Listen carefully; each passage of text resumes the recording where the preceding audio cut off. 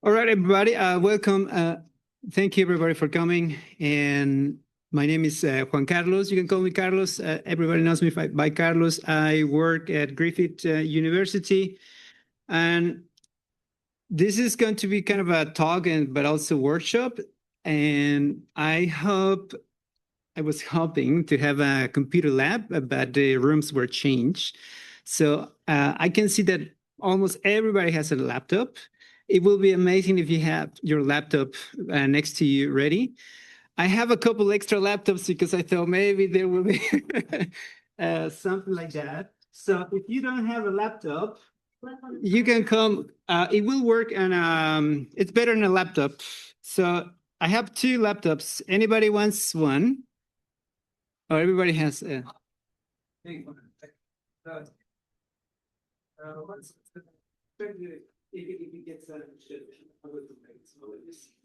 to move it there with the mouse. I have another laptop. Anybody who needs one? No.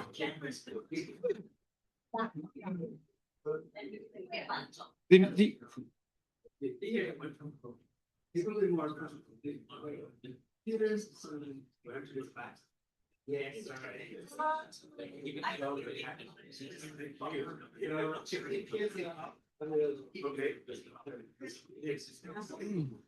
So for people on Zoom, if you can use your laptop. So thank you, everybody. Let's begin. Now that almost everybody has a laptop, if you don't have a laptop, please sit next to somebody who has one, because we're going to be doing a little bit of fun maths and programming, very basic stuff. So the title for this workshop slice presentation is Learning Mathematics Through Programming and Interactive Graphics with p5.js. And it's hopefully this thing works. There we go. So what is our goal? Our goal is just to explore some mathematical concepts through programming while introducing a few key programming principles in the context, and hopefully we will have fun. I divided this session in 3 parts, and hopefully we will finish for the afternoon tea, so we can go, if it's not raining, to have a little afternoon tea. So the first part will be just a little introduction of what p5.js is, and then the second part, some geometric transformations, very basic stuff, and the last part will be the for loop. I decided to remove the conditionals for another time, and then motion and maybe functions. So part number 1 is what is p5.js? p5.js, is anybody familiar with p5.js here? No, none. Okay, so great. That's fantastic, because it's basically a library or a set of tools that make easier to use JavaScript, and which JavaScript is a programming language that is used everywhere on the internet. And it was written by McCarthy. She's an American artist and computer programmer. It was made in 2013. She's an amazing programmer and artist. If you have a look later to what she has done in art, in visual arts, it's fantastic. So P5 was made in 2013. It's a library based on JavaScript. And this p5.js is also based on another project, which is amazing as well. It's called Processing.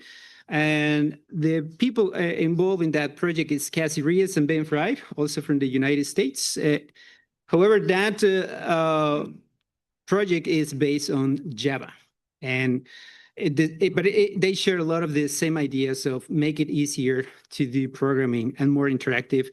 Now, both of them, for maybe some of you will know, a logo from the 60s that was also very famous later in the 80s in the United States, and also in Mexico. I learned a little bit of logo a long time ago. And unfortunately, you cannot see the names there. As Cynthia Solomon first sit, and also Seymour Papert, who invented this idea of bringing a little bit of programming with kids and try to teach them some maths and programming. But it didn't work very well. It wasn't until later when they realized programming wasn't that good, a good introduction to programming to very young people. So it was a little bit maybe later for universities or high school. And anyway, so the advantage of using the p5.js is that it's based on JavaScript. It's open source, and it's together with HTML and CSS they are the three main components of almost every website that we are using. I'm using right now HTML, JavaScript, and CSS to make this presentation. So the main goal of P5 and the processing is just to learn programming through a very simple set of instructions. So instead of being overwhelmed by the programming languages that you choose, it could be C++, C Sharp, whatever, any programming language, it could be very difficult. Instead of going through the hard way, so we start with a few simple steps and make it a little bit more interactive. And that doesn't mean you're not going to take away all the functionalities of programming, but instead just start from very simple steps, and then you can go further and develop better understanding of programming. And so now that I talk a lot, let's go everybody in their laptops to open the editor p.p5js.org. For those who already are in that computer, it should look like this. So you just go type on the browser editor.js p5js.org. I'm going to give you like a couple minutes so everybody can get in there.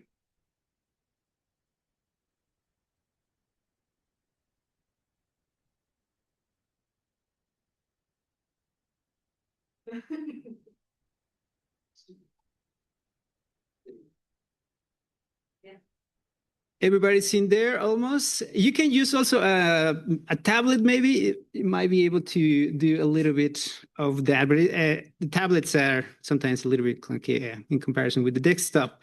Okay, so if everybody is looking at this page on your browser, now a little bit of the anatomy of the editor in p5.js, that is another advantage that you can do this online.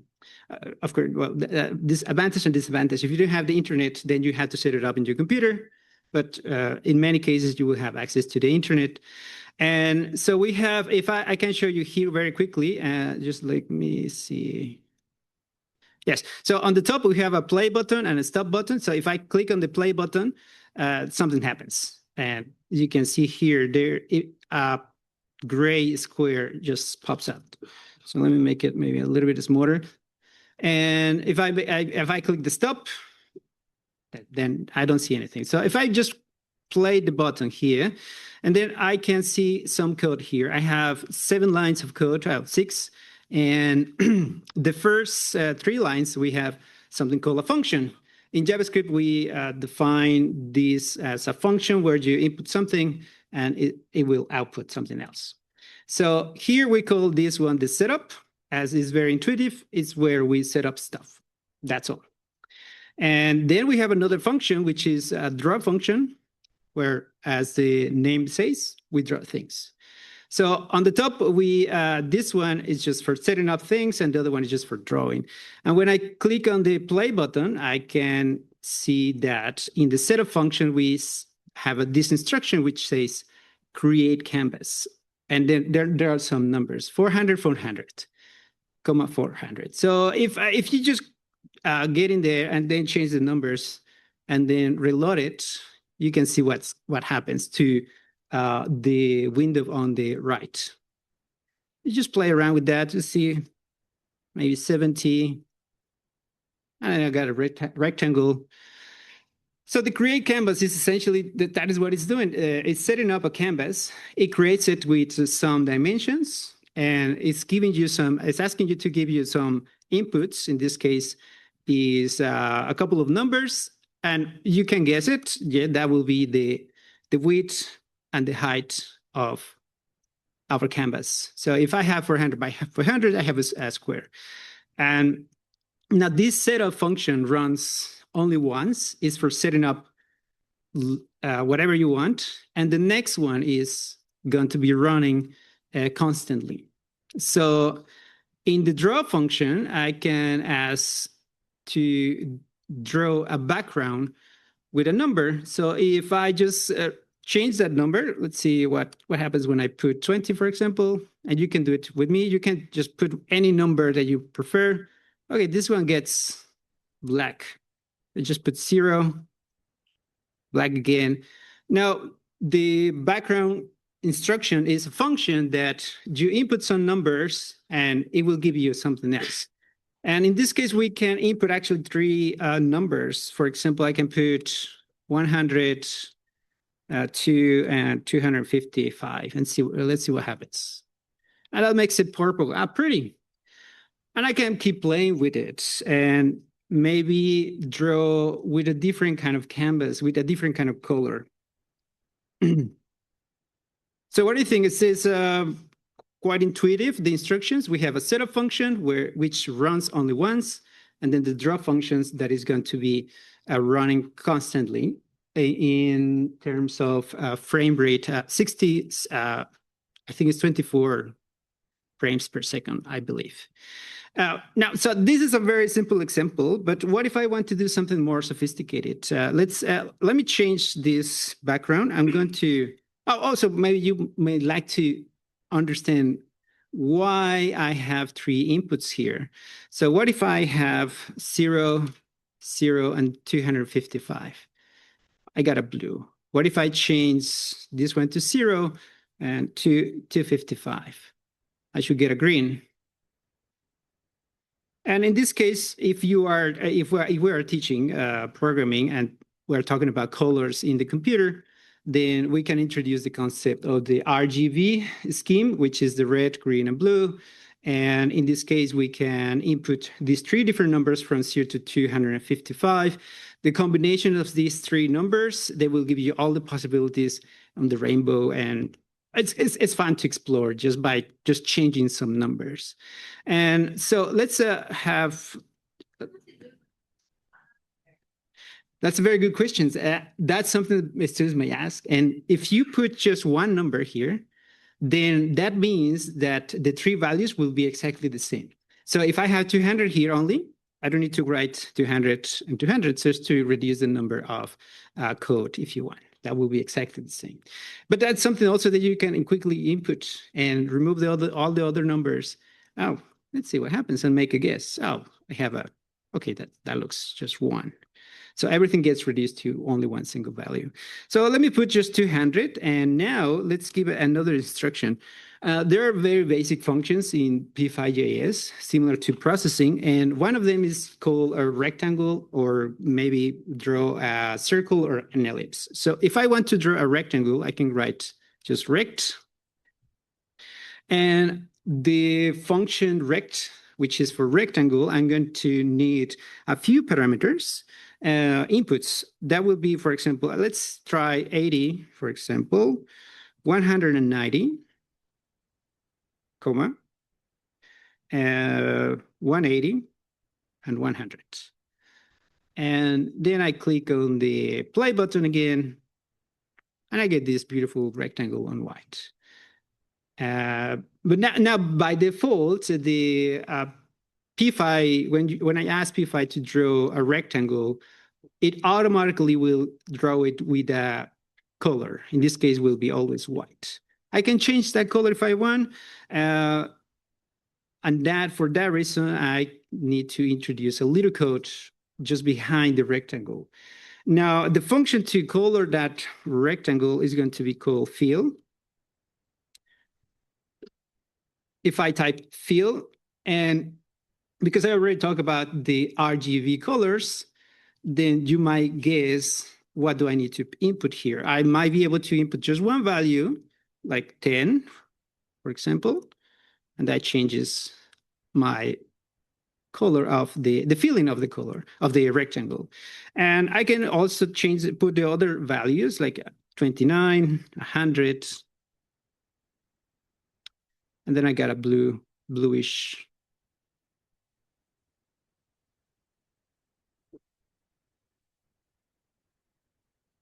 If I'm going too fast, just let me know. I have an infinite number of possibilities that I can do here. And this is just with a rectangle. I can put it in a different position. And how can I figure out where I can put this in within my canvas? So my canvas is a 400 by 400. What does that mean? That is the kind of questions that I usually ask to my students. What do you think is a 400 by 400? And so people will make a guess. Then we can introduce the concept of the pixels when we are talking about on my screen. And then you introduce the concept of Cartesian plane. How is the Cartesian plane in my computer screen?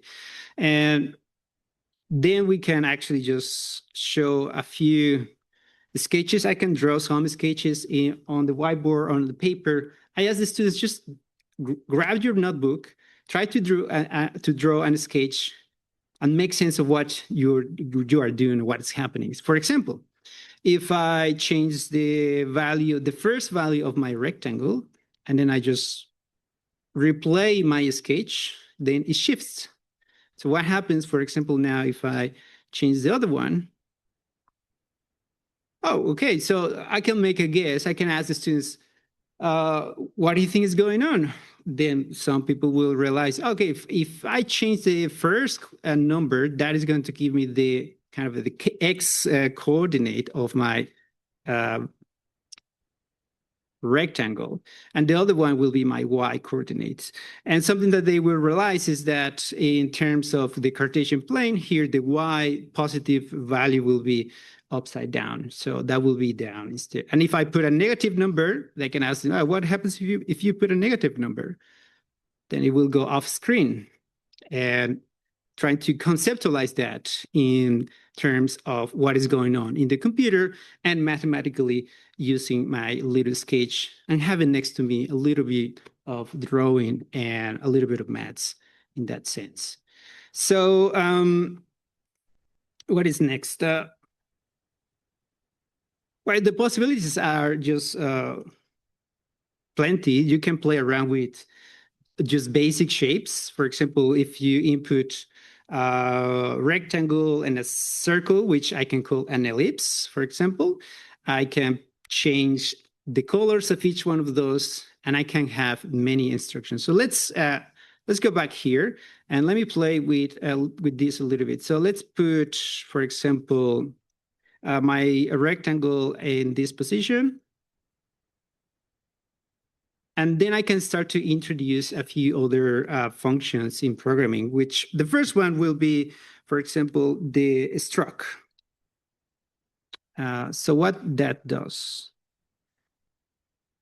Let's see if I input a number,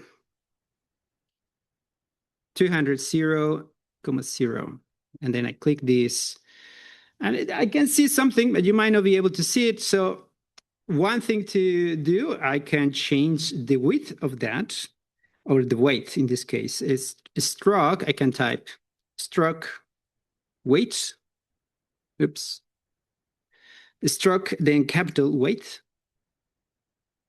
And then I can input a number. So that will change the weight of my, let's put maybe 20.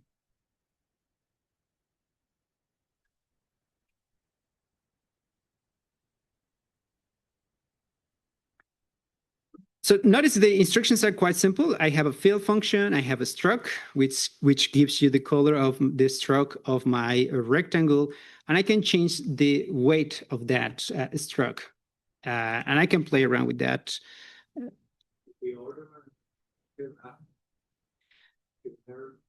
Let's have a look. So good question. So if I change the order, let's see what happens. First, I ask the draw function to draw the background, then the struct weight, and then the rectangle, and then fill. Oh, well, luckily here I don't have any errors.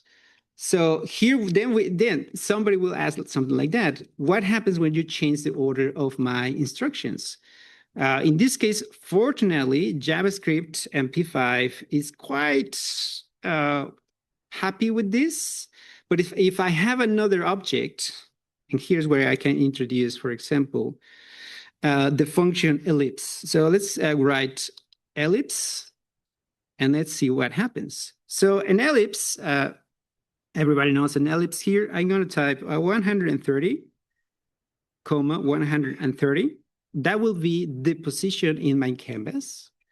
And then I'm going to provide the length of the axes. So that will be, for example, let's say I'm going to draw it as a circle. So I'm going to input 200 and 200. And let's see what happens.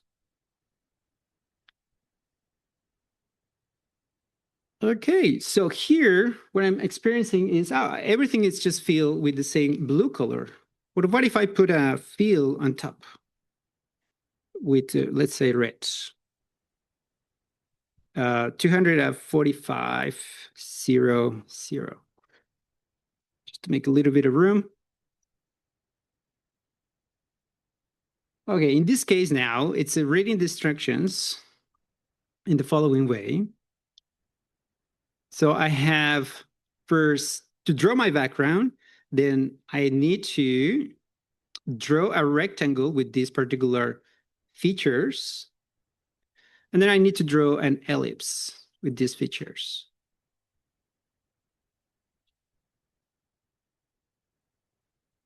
And notice we have, some of the functions have this semicolon, and some of them they don't have. So luckily, JavaScript is not very picky on that.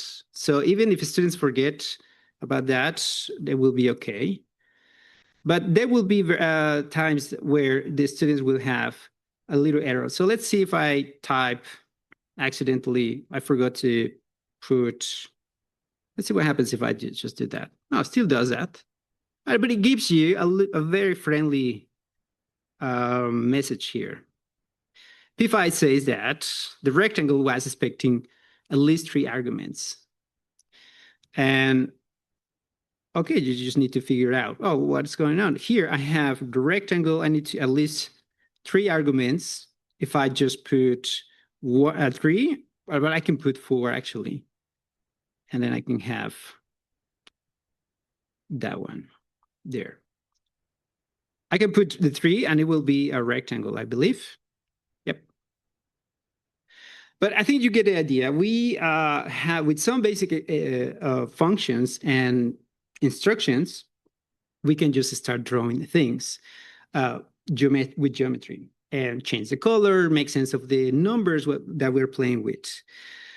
So we can get more creative. You can just use very basic shapes in order to create amazing art in p5.js. I have seen people and students doing very beautiful stuff just by inputting the instructions, changing the colors, and that's it. So this is a very simple example.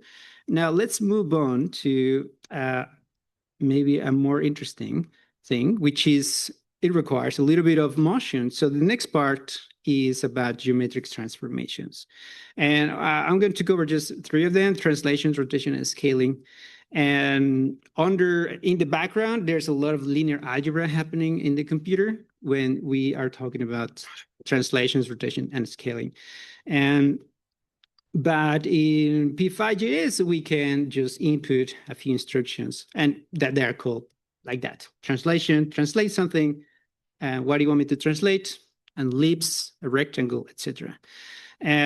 So let's have a look to the following example. So if you go back to your editor, and I'm going to ask you to remove all the objects except the 2 main functions with the create canvas, which is my 400 by 400. And 400, by the way, is the number of pixels that I'm considering on my screen. And I'm going to keep the background in my draw function.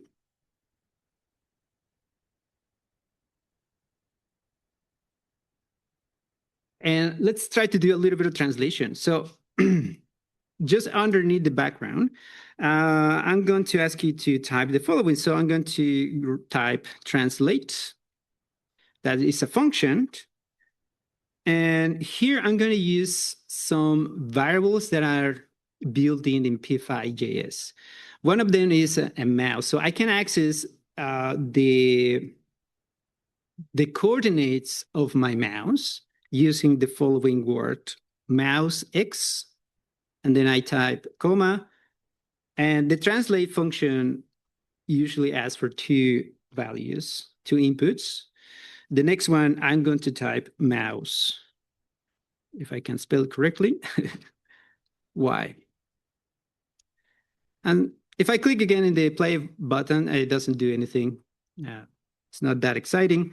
But what if I want to translate something? So let's just right below the translate, let's type, for example, rectangle. And you can put it somewhere, anywhere on the canvas, but I'm going to choose 0, 0, 50, 50. And let's see what happens. Okay, well, there is a little rectangle right there in the corner.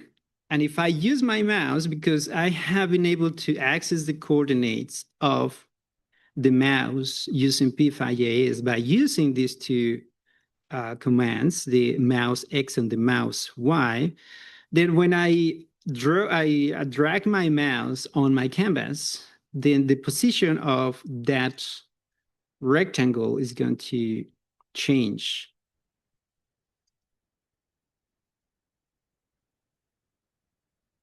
So with this basic example, I can talk about translation, what is actually doing, what is happening behind the hood is translating with respect of what is my coordinate system. And if I remove that, I can, for example, just delete a line or type the backslash, hit the play button, and what happens is just the rectangle stays there. It's not moving anymore. And the reason it's moving now because this translate function is just changing on my draw function, and it's moving because that draw function is just running 24 or 64 frames per second, I think. And pretty simple. What else we can do? We can rotate as well. So we already saw this example. And maybe I can ask you, for example, observe what happens when we can change the position coordinates of the rectangle, but that will be something that you can do later. So instead of having the position of 0, 0, move it to minus 15, minus 15. So you will have to write this code there, but that's something that you can do later. I would like to talk about the rotations. So for the rotations, instead of having my translate, so I'm going to delete it and then going to put rotate as a function. I'm going to input a value. So again, I'm going to use the position of my mouse, and this is from the previous. So I'm just going to stop it. So what happens if I click there?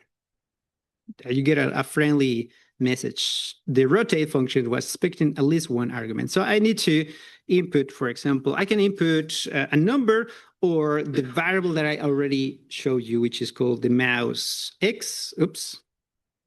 Let's put mouse X. And I'm going to divide it by 100, see what happens. Why not? Oh.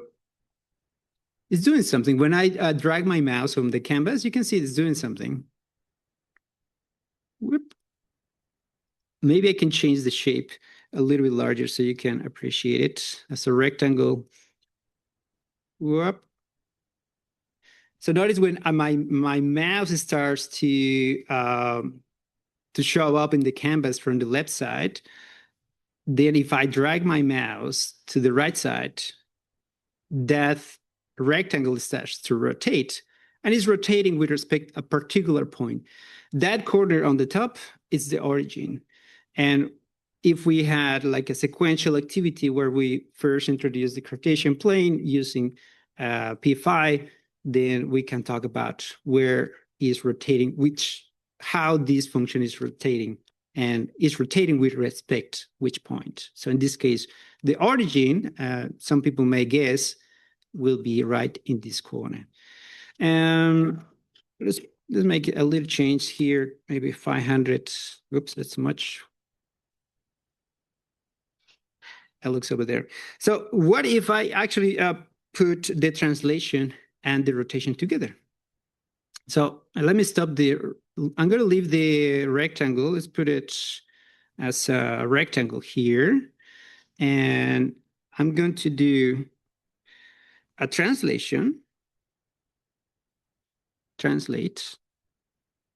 with respect the mouse X, comma, the mouse Y. And let's see what happens. Whoa.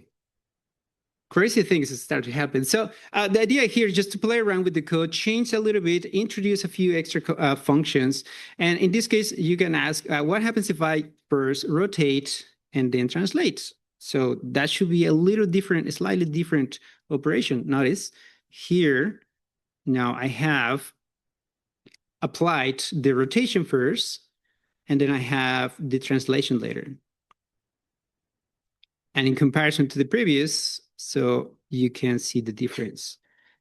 And you can play around with it. The students just have a lot of fun messing around with the code and changing the stuff. But this may be a little bit too easy. So then we can introduce, for example, how to use variables. In any programming languages, you have to set up define variables where you can hold some numbers and then use them later. So here, for example, in JavaScript, I can type let angle be equal to 0, semicolon, if I want. And I'm going to keep the setup function as it is. The draw function, I'm going to keep all these, the translate and the rotate. And I'm going to use this variable that I defined right at the top. And in JavaScript, when I define a variable right at the top outside any other function, I can use it anywhere in other functions. It's like a global variable. Here's where we can talk about variables, how they work in this case, in JavaScript. And let's change in the rotate function. I'm going to remove that. I'm going to introduce the value of angle. And if I click to run, it doesn't do too much. And why is not doing anything? Because I would like this angle to change over time. So how can I do that? Well, if I want to, I can say right below the rectangle, I can type angle to be plus equal to 0.1. And then we can try to explain what this means to students. This way here. It's a 0. Yeah, that's a 0. Yeah, so let angle be equal to the number 0. And then before I put it into the rotate function, and it wasn't doing anything. But now I would like to introduce this new line here, which is just going to add 0.1 to that value. And because the draw function is running in real time, 64 frames per second, then I click the play button and see what happens. Whoa, it's doing this cool stuff. The students have a lot of fun playing with this. And notice it's rotating with respect to that corner. And then I can ask the students, how would you make their rotation around the mouse? They need to think about how they need to input the values on the rectangle function. So they need to change, for example, the first X and Y coordinates. So if I want, for example, to input minus 15, comma, minus 15, comma, I'm going to use this rectangle to make a square. So I'm going to type 30, 30, and then see what happens. Oh, then I got this little square rotating around my mouse. I can make it a little bit larger so you can appreciate it better. 110, just play the button. Oh, well, oh, wait, what do I need to do now? I need to change the coordinates, because if I change the width and the height of my rectangle, I need to change the values of my X and Y. So let's put 100 and 100, and then I put 50 and 50 here. Minus 50, minus 50. And there we go. I can change the speed. So instead of 0.1, I can put 0.01. And it's going to rotate a little bit slower. There's a lot of, it's a playground for people to just have a little bit of fun with a few basic instructions. And then if we are teaching these kind of topics about transformations, then we can cover translations, scaling, rotations. How do we do this, and in which order we have to do it? Are there any questions so far? Oh, everybody's having fun? I guess so. I hope so. We have 10 more minutes. I might not be able to check the scaling function, but it's a similar idea about rotation and translation. So this is the example I just mentioned here. Later, I can share these slides if you want. And the scaling is essentially, we have to use a scale function, and then you need to input a value. I'm going to leave that for you to explore later, so I can talk about a little bit more of other stuff. And then I could ask the students to maybe to a little challenge, like how would you do this? I asked them to observe, analyze the motion of this particular animation, and then I'm not going to share the code, but they have to think about how is this working? What are the mathematical transformations, the geometric transformations that you can use in order to perform this animation? What is going on? It's notice that when my mouse is far on the right, the rectangle gets larger and then smaller, and so on.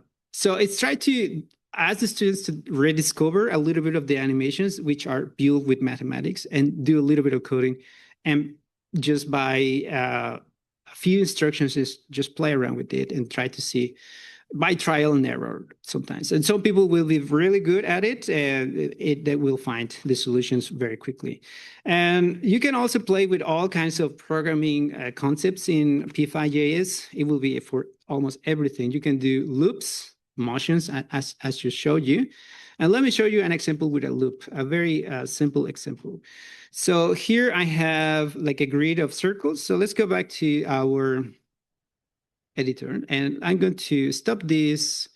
I'm going to remove this angle. Let's keep it the simple one. So if you go back to there and keep it like this, just the function, setup, create canvas, and the draw function. And the canvas will be 400 by 400 again. So if I want to do a loop, just like in many other programming languages, you just need to write the for loop. You can have the while loop as well if you want. And now I'm going to type for, and within the brackets, I'm going to type the following. I'm going to define a variable. So I'm going to type let y to be equal to, let's choose 32. And notice here, when I type this one, it's actually showing you a little bit of error. And sometimes it will tell you that something is missing. So it's very friendly. The editor in P5 is very friendly. And occasionally it will tell you, oh, something's missing here. Expected an identifier, and instead we saw this thing. Okay, so the reason is I'm missing something here, which is the curly brackets, I believe. And also I need to input more stuff here. So the first part is to define a variable. It's a y equal to 32. And then I'm going to define the limit. So I'm going to start at 32, and then y is going to be less than. I'm going to use another built-in variable here, which is the height. If I type just the height, that will be my height, the height of the canvas. And I type the semicolon. Here is, you have to remember that, the semicolons, because in most of the programming languages, you have to input the semicolons. That's why if I don't put it, it gives you this little arrow. So you have to be careful with that. Sometimes it will actually tell you. And then I need to tell it the increment. So if I type y plus equal to, let's say 8, and that's it. Now this is going to be a for loop. If I just click on the play button, it doesn't do anything. I just still have my my canvas. So I'm going to draw, my goal here is to draw a grid of circles. And in order to draw a grid of circles, I need to kind of draw from the height and also from the width and from the height. So I need to introduce another for loop. And here I'm going to define the variable here will be x equal to, I'm going to choose this one because I already have it before. So 12 and x less than, now I'm going to use the width of my canvas, which is the width, semicolon, x plus equal to, I'm going to give it 8. And it's missing something. It's asking you to miss something. So to write something else, that will be the curly brackets. And there we go. So I have 2 curly brackets here. The cool thing about this editor as well, if you click on the edit, and there is this beautiful button that says tidy codes. So I can click that and it will put it in this very pretty way, fancy way, if you don't want to do it manually. Anyway, I want to draw circles. So I'm going to type ellipse. I'm going to input the following. So here I'm going to use the variables that I define x and y. And let's see, I'm going to put 20, that's 50 and 50. Ellipse, I'm using the x, y variables that depend, in this case, of the height and the width. And then let's see what happens. Whoa, that's too big. Okay, I could change that maybe to a 10. Oops. It's getting slower here. 0. There we go. 0, please. Type 0. So this computer gets a little bit slow. Let me stop it and make it 2 and 2 brackets. 2 and 2. I think I pressed the insert. There we go. I have a grid of tiny circles. And then I can introduce just some of the other variables that I mentioned before, like the, I can actually just input anything here. 16, for example, minus, let's say, y divided by 10, and then 16 minus y divided by 10, and let's see what happens. And I can just play around with all this stuff. I just input, instead of selecting the width of and the height of my ellipses, the axis of my ellipses, the same values, I can use the variables x and it could be x and y if you want. Let's change it to x, and let's see what happens. Oops, why is it doing that? There we go. I press the button insert. That's why. And then you can start to see patterns and have a little bit of extra fun. Anyway, so yeah, the main point is these different programming language, programming concepts you can introduce and work with the students. If they're not familiar with programming, this is a nice tool where you can introduce not only programming, but also mathematics. And there are so many examples. So a question that you can ask is, how would you do this, for example? I can show, again, a grid of points, and then how would you draw from the center and a segment to each one of all the others points. That will be a little challenge. And in terms of motions, I already showed you that the draw function is running constantly 64 frames per second. And as I said before, the setup function is where you set up things like variables and things that runs just once. And in the draw function will be instructions that you're going to change over time. And think about the draw function, like when you are, probably some of you have done these animated cartoons with a bunch of paper. I have done it. My kids have done it and they love it. And the draw function just works in the same way. And so if we want to create a smooth motion in P5, so that draw function is actually running in 60 frames per second, not 64. So yes, that frame rate is being handled by the draw function. So it's a lot of fun to do and play. Now, one of the challenges that I like to pose to my students is, I showed you this animation again. How do you think you can do that? Then I asked them to play around a little bit with the piece of paper, draw a sketch, make a little drawing of what is going on, what are the mathematics that you can think of. We're looking at a circle that is moving up and down. We need the radius, we need the position, we need to, maybe we can represent this with the sine and cosine function, which have this particular behavior, and so on.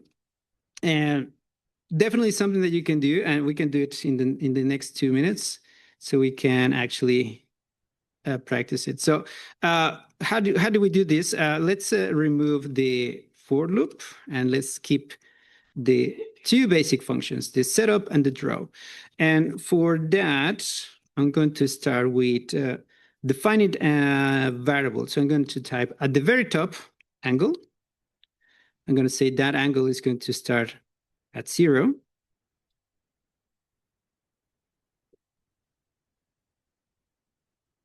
I'm going to, in the draw function, what I can do is I can draw an ellipse. And in fact, there is a function called circle. So I can just type circle.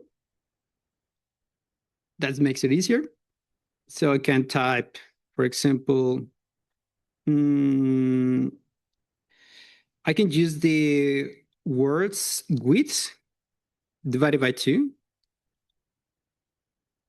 comma, height divided by 2, and let's see what happens. Nothing happens because I forgot to do something. I forgot to put the number here, so I can type 100. There we go. I have a circle right at the center of my canvas. And how I'm going to use that angle, that is going to actually change something. I can start defining more variables. Like, let me see, because I'm thinking about a sine function, and then I can type, for example, let amplitude. I'm going to call it as it is. Amplitude 100. I'm going to define another function, and this is something that we can explore with the students. An offset variable. I'm going to call it offset equal to 100. And I would like to introduce a little bit of a speed or velocity. So I'm going to define another variable called vel for velocity. I'm going to say that's going to be 0.05. And finally, maybe let's define the diameter to be equal to, let's say 100. The 100.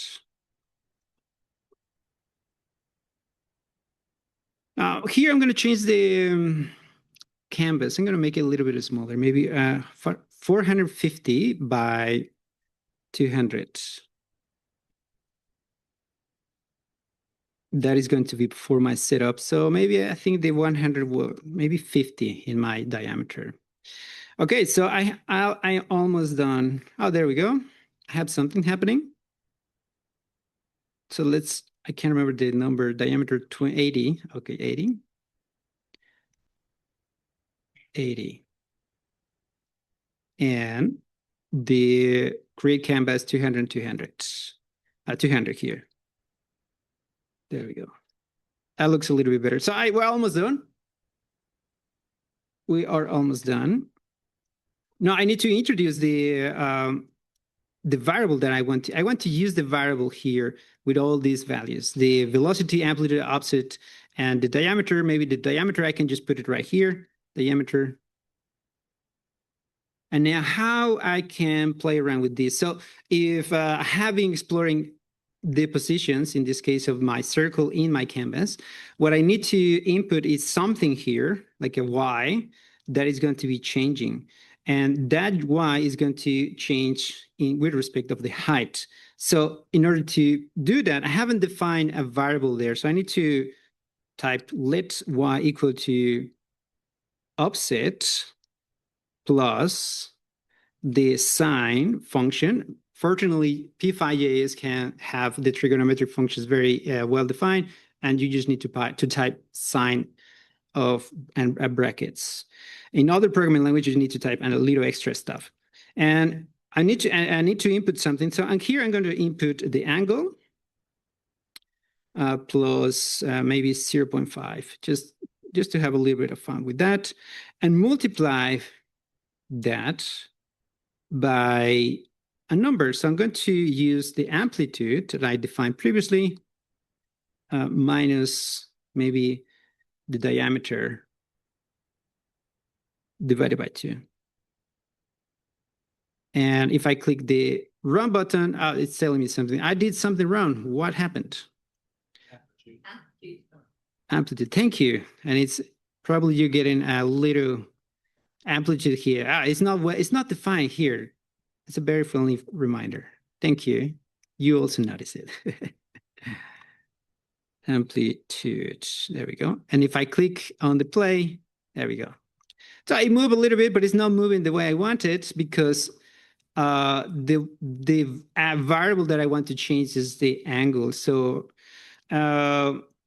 if I just at the very end I input angle, is that right? Angle, yep. Angle plus equal, let's say 0.5. Well, that is going too fast. And then I just play around with it. So the questions will be, how would you fix that animation and play around with all the numbers? And how would you use this velocity variable? So you just need to actually put it here, and then you will get things wrong, but learning from the mistakes then kind of builds your confidence and also the learning of that you're doing. Anyway, so that will be for everything for me. There are a few other options that you can play with. You can define extra functions, but I think the most important part about p5.js is it's a fantastic community, very inclusive, and it's built on also inclusivity. And there is plenty of materials for reference, a lot of communities that help you when you're a beginner in programming, and they build lots of tools, and there are lots of fun things that you can do, and you can experiment doing whatever you want. And this is something I made a while ago, and it's using p5.js with WebGL, and yeah, just whatever your imagination, your imagination will be your limit. So thank you, everybody, and we'll see you. We'll see you around. If you have any questions, let me know. Hope you have fun. Any questions on the chat? Anybody?